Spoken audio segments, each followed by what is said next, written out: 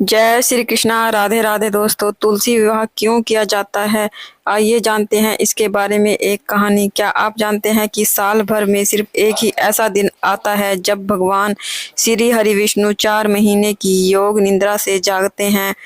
यही वह दिन है जिसे देव उठनी एकादशी के नाम से जानते हैं। आप सभी को देव उठनी एकादशी और तुलसी विवाह की हार्दिक शुभकामनाएं।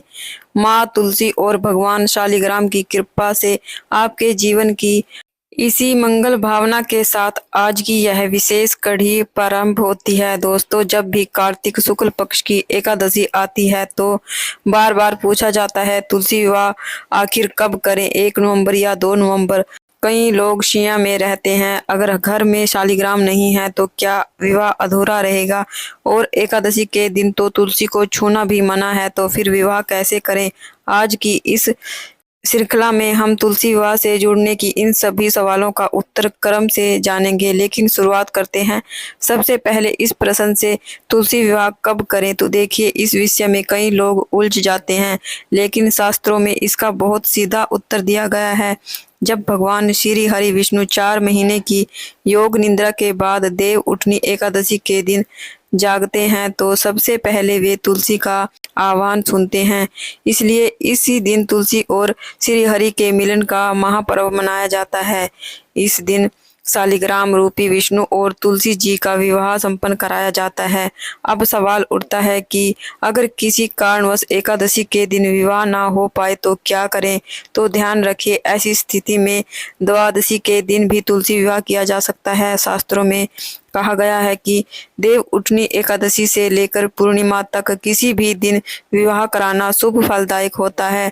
फर्क सिर्फ इतना है कि एकादशी के दिन करवाया गया विवाह अत्यंत श्रेष्ठ माना गया है, क्योंकि यही वह क्षण होता है जब भगवान स्वयं जागृत होकर तुलसी से वरमाला स्वीकार करते हैं।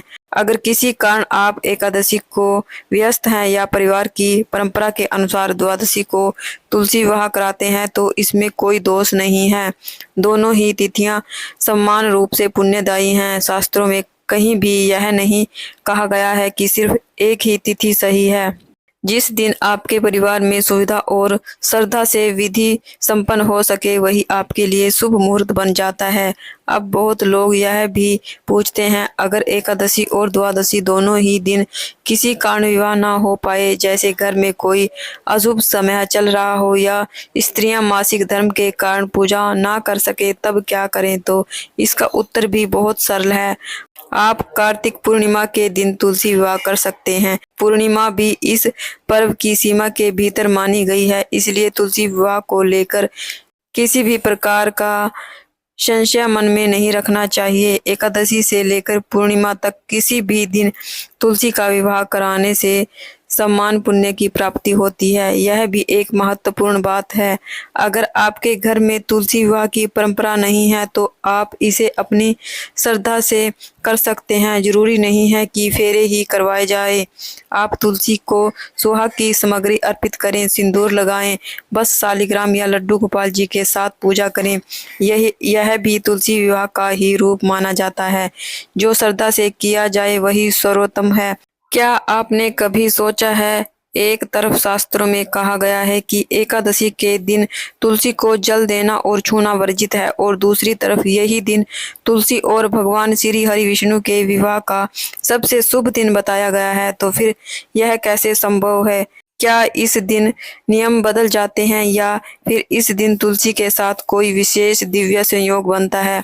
भक्तों, यह प्रश्न बहुत गढ़ है और इसका उत्तर छिपा है शास्त्रीय व्यवस्था के भीतर। देखिए, एकादशी का दिन केवल व्रत और उपवास का नहीं बल्कि भक्ति के शुद्धतम रूप का दिन है। इस दिन जब हम तुलसी को स्पर्श नहीं करते, जल नहीं देते, तो वह एक प्रकार का संयम है, मानो हम कह रहे हों कि आज तुलसी माता विश्राम में है। परंतु जब यही दिन तुलसी विवाह के रूप में आता है तब यह विश्राम नहीं, विवाह संस्कार का दिन बन जाता है। शास्त्रों में स्पष्ट कहा गया है कि देव उठनी एकादशी के दिन जब भगवान विष्णु योग निद्रा से जागते हैं तो सबसे पहले तुलसी के आह्वान को स्वीकार करते हैं। इसलिए यह दिन एक अपवाद बन जाता है। इस दिन तुलसी को छूना, सजाना, जल चढ़ाना या भोग लगाना दोष नहीं बल्कि पुण्य माना जाता है, क्योंकि यह दिन विवाह संस्कार का दिन है, ना कि सामान्य एकादशी का। आप तुलसी माता को जल अर्पित कर सकते हैं, सिंदूर लगा सकते हैं, उनके पास दीपक प्रज्वलित कर सकते हैं और शालिग्राम भगवान विष्णु के साथ, इससे आपको अक्षय पुण्य की प्राप्ति होती है। अब एक और बहुत आम प्रश्न आता है, अगर हमारे घर में शालिग्राम जी नहीं है तो तुलसी विवाह कैसे करें? तो इसका उत्तर है, अगर आपके पास शालिग्राम नहीं है तो भी तुलसी विवाह अधूरा नहीं रहता, क्योंकि भगवान विष्णु अनंत रूपों में विद्यमान है। यदि आपके घर में लड्डू गोपाल हैं या भगवान विष्णु श्री कृष्ण की मूर्ति या फोटो है या श्री हरि विष्णु का कोई चित्र है तो उन्हीं के साथ तुलसी विवाह किया जा सकता है। बस एक बात का ध्यान रखें, विवाह के समय जो मूर्ति या चित्र आप रखें उसमें भगवान अकेले हों, अर्थात यदि कृष्ण भगवान की मूर्ति है तो उसमें राधा रानी ना हो, और यदि भगवान विष्णु की मूर्ति है तो उसमें लक्ष्मी माता का स्वरूप साथ ना हो, क्योंकि यह दिन एक विवाह का प्रतीक है। विवाह संस्कार तुलसी के साथ उसी क्षण पूर्ण माना जाएगा जब वर और वधू दोनों स्वतंत्र रूप से उपस्थित हों। अब अगला प्रश्न आता है, अगर घर में 2 या अधिक तुलसी के पौधे हैं तो क्या सभी का विवाह एक साथ करवाया जा सकता है? शास्त्रों में इस पर भी संकेत दिया गया है। आप चाहें तो किसी एक मुख्य तुलसी का विवाह करवाएं या फिर सभी तुलसी को एक ही स्थान पर रखकर सामूहिक विवाह करें। सभी पौधों को एक साथ रख शालिग्राम या विष्णु स्वरूप को उनके मध्य स्थापित करें, फिर एक ही विधि से विवाह संस्कार कर लें। इससे सभी तुलसी माता का आशीर्वाद समान रूप से प्राप्त होगा। अब आते हैं एक और लोकप्रिय प्रश्न पर, क्या एकादशी के दिन बाल धो सकते हैं? देखिए, एकादशी का दिन शुद्धता और सात्विकता का दिन है। इस दिन शरीर को स्वच्छ रखना आवश्यक है, लेकिन श्रृंगार या विलास का नहीं। इसलिए एकादशी के दिन बाल नहीं धोए जाते। अगर संभव हो तो दशमी के दिन ही स्नान कर लीजिए, सिर धो लीजिए और एकादशी के दिन बस गंगा जल मिश्रित जल से स्नान करें। यदि बहुत आवश्यक हो तो सिर पर थोड़ा सा जल डाल सकते हैं, परंतु साबुन या शैम्पू का प्रयोग नहीं करें। अब कल्पना कीजिए कि देव उठनी एकादशी की भोर है, आपके आंगन में तुलसी का पौधा सजाया गया है, उसके पास दीप जल रहा है और शंख की ध्वनि गूंज रही है। तुलसी के चारों ओर रंगोली बनी है, उसके पास सिंदूर, चूड़ियां और मंगलसूत्र रखे हैं और सामने भगवान श्री हरि का स्वरूप है। यह वही क्षण होता है जब घर का वातावरण किसी मंदिर के समान पवित्र हो जाता है। जब तुलसी और विष्णु का मिलन होता है तो माना जाता है कि उसी क्षण चतुर्मास की निद्रा समाप्त हो जाती है और समस्त शुभ कार्य पुनः आरंभ हो जाते हैं। तो भक्तों, आज आपने जाना एकादशी के दिन तुलसी को छूने के नियम क्यों बदल जाते हैं, बिना शालिग्राम के विवाह कैसे संभव है और शुद्धता के नियमों का पालन कैसे करें। क्या कभी सोचा है कि तुलसी विवाह इतना शुभ और पवित्र संस्कार होने के बावजूद यह केवल सुहागिन स्त्रियों का अधिकार है? क्या जिनके पति अब इस संसार में नहीं है वे तुलसी विवाह नहीं कर सकती, और क्या कुमारी कन्याओं का यह व्रत धारण करने की अनुमति नहीं है? भक्तों, इन प्रश्नों में केवल जिज्ञासा नहीं बल्कि एक गहरी धार्मिक भावना छिपी होती है, क्योंकि तुलसी विवाह केवल एक पर्व नहीं बल्कि भक्ति, समानता और मोक्ष का मार्ग है। तो आइए शास्त्रों के अनुसार इसका रहस्य जानते हैं। शास्त्रों में कहीं भी यह नहीं कहा गया है कि तुलसी विवाह किसी एक वर्ग की स्त्रियां के लिए है, बल्कि स्पष्ट रूप से कहा गया है कि जो भी भक्ति, श्रद्धा और विश्वास के साथ तुलसी विवाह करता है उसे उसके भाव के अनुसार फल की प्राप्ति होती है। अब इसका अर्थ समझिए, अगर कुमारी कन्याएं तुलसी विवाह करवाती हैं तो उसे भगवान श्री हरि विष्णु की कृपा से सुंदर, योग्य और धर्मनिष्ठ वर की प्राप्ति होती है, क्योंकि तुलसी स्वयं भगवान विष्णु की प्रिय है। और तुलसी विवाह में सम्मिलित कन्याएं अपने जीवन में भी तुलसी जैसी पवित्रता को धारण करती हैं। यदि सुहागिन स्त्रियां तुलसी विवाह करवाती हैं तो उसे अखंड सौभाग्य की प्राप्ति होती है, अर्थात उसके पति का आयुष बढ़ता है, परिवार में मंगल और समृद्धि बनी रहती है। कहा गया है कि इस दिन तुलसी माता को सुहाग की सामग्री अर्पित करने से स्त्री को दीर्घ सौभाग्य की प्राप्ति होती है। अब सबसे संवेदनाशील प्रश्न, अगर किसी स्त्री के पति इस संसार में नहीं है तो क्या वे तुलसी विवाह कर सकती हैं? तो इसका उत्तर है हाँ, बिल्कुल कर सकती है, क्योंकि तुलसी विवाह किसी सांसारिक संबंध का प्रतीक नहीं है, यह ईश्वर और आत्मा के मिलन का प्रतीक है। ऐसी महिलाएं यदि श्रद्धा और भक्ति से तुलसी विवाह करवाती हैं तो उन्हें भगवान श्री हरि विष्णु की कृपा से मोक्ष की प्राप्ति होती है। शास्त्रों में लिखा गया है कि जो विधवा या वृद्धा स्त्री तुलसी विवाह करवाती है वह हरिलोक की प्राप्ति करती है। इसका अर्थ यह हुआ कि इस दिन किए गए हर कर्म का फल आध्यात्मिक स्तर पर मिलता है, ना कि केवल सांसारिक दृष्टि से। यह भी प्रश्न बहुत बार आता है, क्या पुरुष तुलसी विवाह कर सकते हैं? हाँ, कर सकते हैं। जो भी व्यक्ति भगवान विष्णु और तुलसी की आराधना करता है वह स्वयं ही साक्षी बनकर इस दिव्य युगल के मिलन का अधिकारी बन सकता है। ऐसा करने से घर में वैवाहिक सुख, समृद्धि और पितृदोष से मुक्ति मिलती है। अब बात करते हैं व्रत धारण करने की आयु। शास्त्रों में कहा गया है कि 8 वर्ष की आयु के बाद कोई भी व्यक्ति एकादशी व्रत कर सकता है, तुलसी विवाह व्रत धारण कर सकता है। इसका तात्पर्य है भक्ति और श्रद्धा उम्र नहीं देखती। जो भी हृदय से भगवान श्री हरि और तुलसी माता की सेवा करना चाहता है वह इस व्रत को कर सकता है, चाहे वह पुरुष हो, स्त्री हो, विवाहित हो या अविवाहित। अब एक और बात, जब कुंवारी कन्याएं तुलसी विवाह कराती हैं तो वे विवाह की पूरी विधि कैसे ही कर सकती हैं जैसे सुहागन महिलाएं करती हैं, क्योंकि विवाह की विधि एक ही होती है, फर्क केवल करने वाले के भाव का होता है। तुलसी को सिंदूर लगाना, मंगलसूत्र अर्पित करना और सुहाग की सामग्री चढ़ाना, यह सब प्रतीक है आशीर्वाद और पवित्रता के हैं।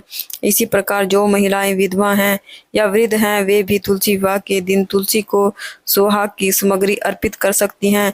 इसमें कोई दोष नहीं है, बल्कि शास्त्रों में कहा गया है कि जो स्त्री अपने पति के अभाव में तुलसी विवाह करवाती है वह श्री हरि विष्णु की कृपा से परम धाम को प्राप्त करती है। अर्थात तुलसी विवाह केवल विवाह का संस्कार नहीं, यह भक्ति का उत्सव है। इस दिन तुलसी के सामने सिर झुकाना, उनका श्रृंगार करना, दीप प्रज्वलित करना, यह सब भगवान के साथ आत्मा के मिलन का प्रतीक है।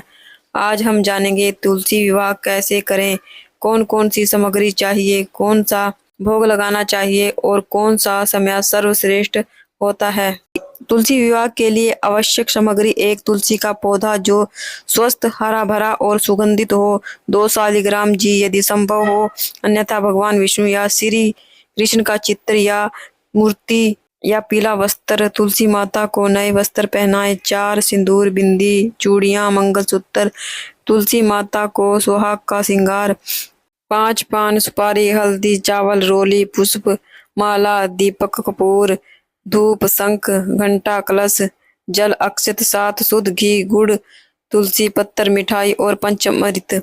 विवाह मंडप: तुलसी के चारों ओर रंगोली बनाकर एक छोटा सा मंडप बनाएं। विवाह सूत्र धागा: तुलसी और विष्णु जी के बीच विवाह सूत्र बांधने के लिए तुलसी विवाह की संपूर्ण विधि: सुबह स्नान कर शुद्ध वस्त्र धारण कर घर के आंगन या बालकनी में तुलसी माता को स्थापित करें। सामने भगवान विष्णु या शालिग्राम को रखें। फूल, दीपक और धूप से पूजा आरंभ करें। अब विधि इस प्रकार है: 1 आह्वान मंत्र से शुरुआत करें। भगवान श्री हरि विष्णु और तुलसी माता को विवाह हेतु आमंत्रित करें। तुलसी नमः, श्री विष्णु नमः। 2 स्नान करवाएं, वस्त्र अर्पण करें। तुलसी को गंगा जल छिड़कें, नए वस्त्र पहनाएं। विष्णु जी को भी पीला वस्त्र अर्पित करें। तुलसी माता को सिंदूर, बिंदी, चूड़ी, मंगलसूत्र आदि चीजें पहनाएं। यह उनका विवाह श्रृंगार माना जाता है। तुलसी माता की परिक्रमा करें। दीपक जलाकर 7 परिक्रमा करें। हर परिक्रमा के साथ भगवान से प्रार्थना करें, हे श्री हरि, इस पवित्र मिलन से मेरे घर में सुख, शांति और समृद्धि बने रहे। भोग आरती: तुलसी विवाह के बाद पंच अमृत, मिठाई और तुलसी पत्तर सहित भगवान विष्णु को भोग लगाएं। फिर तुलसी आरती और विष्णु आरती करें। परंपरा के अनुसार तुलसी विवाह के बाद महिलाएं मंगल गीत गाती हैं, जैसे तुलसी विवाह मंगल गान, जय जय तुलसी माता इत्यादि। तुलसी विवाह में लगने वाला भोग: भक्तों, तुलसी विवाह में सात्विक भोजन ही अर्पित किया जाता है। भोग में प्रमुख रूप से यह वस्तुएं रखी जाती हैं: खीर या चावल की खीर, पंजीरी, गुड़ और चने का प्रसाद, फल, मिष्टान और पंच अमृत। तुलसी पत्तर से सुसज्जित भोग थाली, यह भोग विष्णु भगवान और तुलसी माता दोनों को अर्पित किया जाता है। इसके बाद परिवार के सभी सदस्य इसको ग्रहण करते हैं। जो व्यक्ति तुलसी विवाह का व्रत करते हैं वे एकादशी के दिन प्रातः काल स्नान कर व्रत का संकल्प लेते हैं। दिन भर फलाहार या निर्जल रह सकते हैं। रात्रि में भगवान विष्णु का जागरण करते हैं और तुलसी विवाह संपन्न कराने के बाद द्वादशी तिथि को व्रत का पालन करते हैं, अर्थात अगले दिन प्रातः विष्णु भगवान की आरती के बाद फल ग्रहण करते हैं, भोजन ग्रहण करते हैं। भक्तों, देव उठनी एकादशी को प्रबोधनी एकादशी भी कहा जाता है। आषाढ़ मास की एकादशी के भगवान विष्णु योग निद्रा में चले जाते हैं और कार्तिक शुक्ल एकादशी को जागृत होते हैं। यह अवधि चतुर्मास कहलाती है। इन 4 महीनों में विवाह, गृह प्रवेश, यज्ञ जैसे मांगलिक कार्य नहीं किए जाते हैं, पर भगवान विष्णु जब जागृत हो जाते हैं समस्त सृष्टि में शुद्धता का पुनः आरंभ हो जाता है। इसलिए तुलसी विवाह उसी दिन किया जाता है, क्योंकि यह दिन देवताओं के जागरण का प्रथम दिन होता है। अगर आपको वीडियो अच्छी लगी है तो वीडियो को लाइक करना और कमेंट बॉक्स में तुलसी माता की जय जरूर से लिखना।